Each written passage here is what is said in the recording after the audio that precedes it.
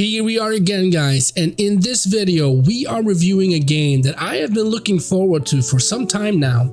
A game where your main weapon is a lightsaber and force powers. The game we are talking about is Jedi Survivor. Jedi Survivor is a third-person action-adventure game, and it was released on the 28th of April 2023 by a developer team called Respawn and was published by EA. These are the platforms the game currently is available on: PlayStation 5, Xbox Series XS, and PC. In this review, I will cover the PC version of the game. As usual, we will start with an introduction of the beginning of the game for people that have yet experienced this game and don't care for spoilers. If you do care for spoilers, I suggest you skip to the timestamp below. The game takes place shortly after the events of Episode 3, Revenge of the Sith, and follows the story of a Jedi called Cal Kestis, who survived Order 66, the Emperor's command to execute all Jedi. At the beginning of the story, Cal Kestis has been captured and is being transported to the Imperial capital world of Coruscant. After a pretty long walk, we arrive at our destination and are faced with a senator that tries to make Cal reveal where the other Jedis are hiding. In the distance, we can see BD-1, our trusty little android, planting a device on the senator's ship and later freeing Cal, and this is where our story begins. The game looks great with a lot of colors, and when in caves, the light from your lightsaber looks very real and authentic. I just enjoyed watching the visuals of this game, and especially the lighting of different environments, but it did come with some rendering problems when loading into a new area, but they were very few, and to be honest, I didn't notice them that much, except when I spawned with mountains and rocks right in front of me. I didn't enjoy that some bosses that you recently killed just disappeared after a mid-battle cutscene, and it also felt that the cutscenes in the middle of a fight was off track sometimes. Like someone cut the scenes too early or too late. It kinda killed the atmosphere a little. The sound of your lightsaber is just amazing, and the ambient sound in the different areas just took my breath away sometimes. Everything from using your force power to climbing, running walls sounds great. Exploring the world, hearing birds and other animals just adds to the world feeling alive and atmospheric. The user interface was just a mess, to be honest. Trying to change something using a keyboard was almost impossible and worked when the game decided that it should work for some reason. And most times you had to restart the game for it to work, but before you do, make sure that the game has saved your progress. It has been a long time since I played a game where the automatic save system worked so badly. Imagine this. You face a puzzle and it's late at night and your brain is not working at 100% capacity. When you finally figure it out, the game decides to freeze, forcing you to restart the game, and in your mind you think, well, it's not so bad. The automatic save system will probably put me somewhere in the middle of the puzzle, like other games, right? Nope. The game puts you outside of the whole puzzle area, so you have to travel to the access point, then go down an elevator, and then you can start the puzzle again. Really? Or even better, let's talk about the respawn system. So in this game, they decided to go with Dark Souls Elden Ring when it comes to death, but not exactly the same. You see, in the Souls games, if you die, you will drop souls on the ground that you have a chance to pick up, but if you die again before picking them up, they will be lost forever. In Jedi Survivor, it works the same way, but instead of souls, you drop experience points, or the enemy that killed you will glow in yellow and you just have to hit it and you get it back if the game doesn't decide to spawn your XP underground or not at all. But that's not the real issue here. I used to play on hard difficulty since I don't want it to be impossible, but I still want a challenge. When you die and respawn, and I'm not joking right now, it took 10 minutes for the game to start again. 10 minutes! A few moments later.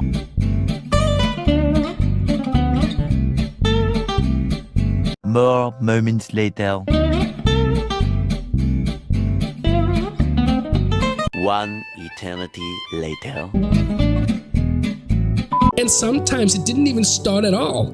and forced me to restart the game, and as you remember with the automatic save system, it put me much further back than I thought. It got so frustrating that I changed the whole game to story mode since I knew I was going to die a lot in this game and I'm not going to suffer through a mental breakdown from a loading screen and bad optimization. And while we're at it, why not talk about being forced to watch Lucasfilms and EA's logo 5 million times every time we had to restart? Let us skip this after we've seen it the first time. And the map, oh my god. First of all, I'm all for no hand-holding in games, and I love that you can see every collectible on the map and that you can find upgrades that will help you find more items in the world. That is great, but is it really necessary to not have even a compass or some kind of HUD for map awareness?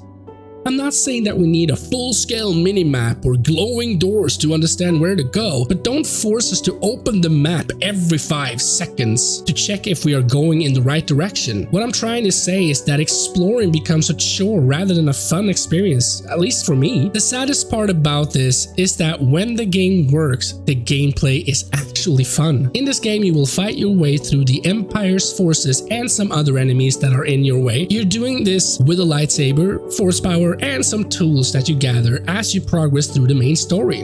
We also have 5 different stances instead of 2 that we had in the first game, Jedi Fallen Order. We have the single stance, which is the standard and simplest stance with one-handed lightsaber, double-bladed with 2 lightsaber blades coming out of the central hilt, dual wield with 2 separate lightsabers, crossguard that adds a crossguard to the lightsaber that needs to be held two-handedly, and the blaster stance that lets you use a blaster in one hand and lightsaber in the other. All these stances act differently and have their own set of moves and abilities and work better for certain enemies. Each stance also has its own skill tree where you can learn new movesets and attacks. The skill tree consists of 3 different categories: survival, lightsaber, and force, where survival focus on the amount of health and force power you will have in total, while the lightsaber category is for all the different attacks and movesets you can learn. And finally, we have the force category, which is for enhancing your force abilities. As you explore the different worlds in Jedi Survivor, you will come across something called blue essence crystals, which act like a currency in the game, and every world has its own currency that you can use in shops to buy cosmetics or passive skills, also called perks. These perks can vary from gaining health for each killed enemy to regenerate a small amount of force meter over time, but maximum force meter is reduced. So some perks do have flaws, and it's up to you to choose which suits your playstyle. But you won't be able to equip all of them. Every perk skill has a certain amount of slots it takes up, and you begin with 3 perk slots. You can unlock more by exploring the different worlds in Jedi Survivor. While exploring, you will also find different cosmetics for Cal and BD1 and your lightsaber, which we also had in the first game. But in Jedi Survivor, they have extended this further with multiple different ways to change the look of you and your companion. Instead of just changing color on your poncho, you can now change clothes, hair, and facial hair on Cal to make him look like you want him to look, and this is something I like. I am a person that loves to create my own character, but I can enjoy having a pre-built character that you can change appearance to, so this just added more joy to my journey. We can also change the look of our little companion BD1 and our lightsaber, which added a sense of individualism to your character, which is always a nice touch in my opinion. You will also find out that certain places in different areas are off limits to you since you don't have the right tools or power to get through them. Can't open it. You don't have anything for it, do you?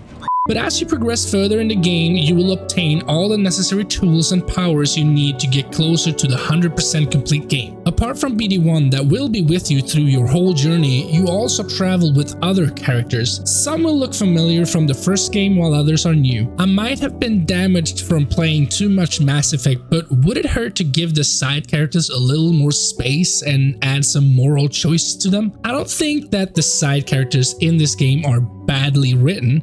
I just wanted more from them except for the main story. It seems like this game has a mixed bag of what people think about it, but I have to say this, Remove the bad launch for PC and all the loading screens and wait time, and you have a pretty amazing story ahead of you. It even surprised me at certain points, and that is rare these days. Remember what I said about side characters? Well, it seems like some of them had a much bigger picture in the story than I thought, and I just love that. You know, when you gasp for air when something that you really didn't expect to happen happens. If there was anything I would wish for, it would be more consequences depending on dialogue choices, but I can understand why this isn't the case here, and the story does a good job captivating you on its own. I wouldn't go as far to call this game a masterpiece, but it is an amazing game. It's just so sad that the game is held back by optimization problems that just makes the game somewhat a chore to play.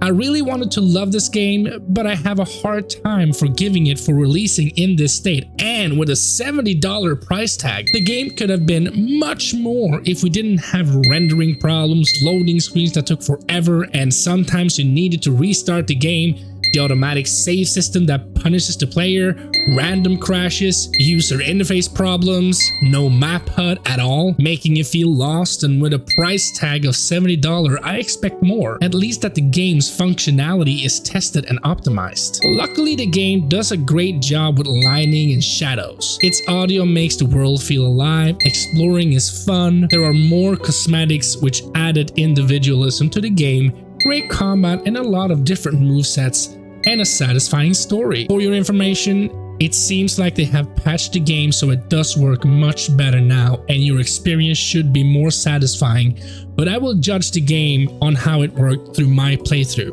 My final verdict for this game will be a 6 out of 10. I could easily have given this game an 8 out of 10, above average, if it was optimized. It is so sad that the game falls on optimization problems that should have been solved at release. Did I enjoy the game? When it worked, I enjoyed it a lot.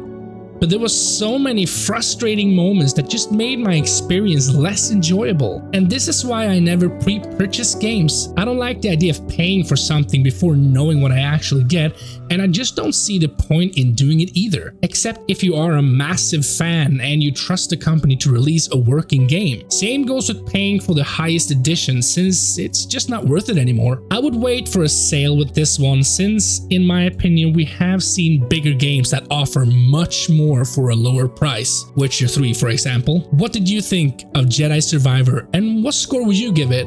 Comments down below. Well guys, that was it for this time, and I want to thank you for watching. If you enjoyed this video, I have a channel that will be packed with content like this in the future. So if you have some spare time, why not check it out and see if you find something you like. And remember, life's too short to play bad games. Let me help you find the best. See you guys.